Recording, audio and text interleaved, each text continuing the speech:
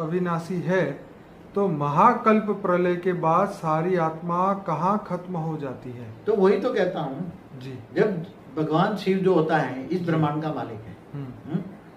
आज भी देखो आप, जो ब्रह्मांड को बने हुए 50 साल हुआ, तो ब्रह्मांडों की हालत क्या है, हमारे गैलेक्सी के ब्रह्मांडों की हालत क्या है, कि वहाँ कई ब्रह्मांड तो ऐसे कि कई, जैसे सूर्य है वो बहुत सूर्य ये हमारी गैलेक्सी के अंतरिक्ष में घूम रहे हैं ब्लैक होल बन के। ओके।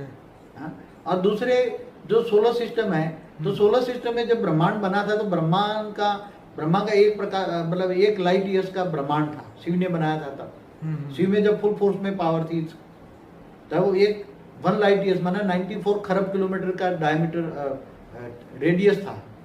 डायमीटर तो 188 होता है, 188 खरब किलोमीटर का था। मगर अभी तो ये सब नीचे आ गए, सब नीचे आ गए, तो सब देवता भी मनुष्य बन गए, सब शिव भी नीचे आ जाता है, परमधाम भी नीचे आ जाता है। तो हमारा ये शास्त्रों में लिखी बातें सुनो तो हमारा ब्रह्मांड आज कम से कम 500-700 करोड़ किलोमीटर तक ही सिमटा हुआ है, इससे आगे नहीं। सूर्य की ग्रेविटी तो बहुत ऊपर है।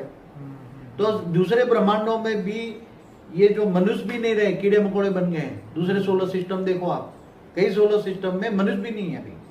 तो जो वहां जो भी आत्माएं थी वो सब कीड़े मकोड़े बन गए, आधे से ज्यादा।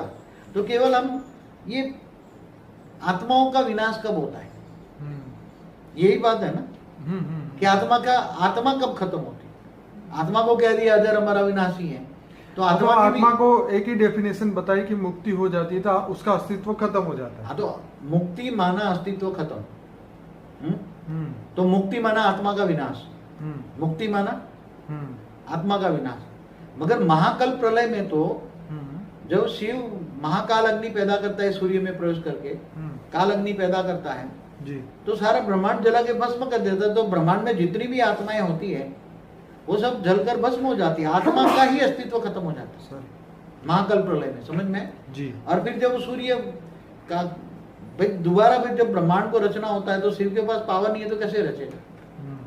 तो वो ब्लैक होल बन के अंतरिक्ष में पड़ा रहेगा और वो चारों ओर गैलेक्सी में घूमता रहेगा। ये वो आज बहुत साइंस वाले भी कह रहे हैं बहुत ब्लैक होल अंतरिक्ष में घूम रहे हैं हमारे गैलेक्सी के।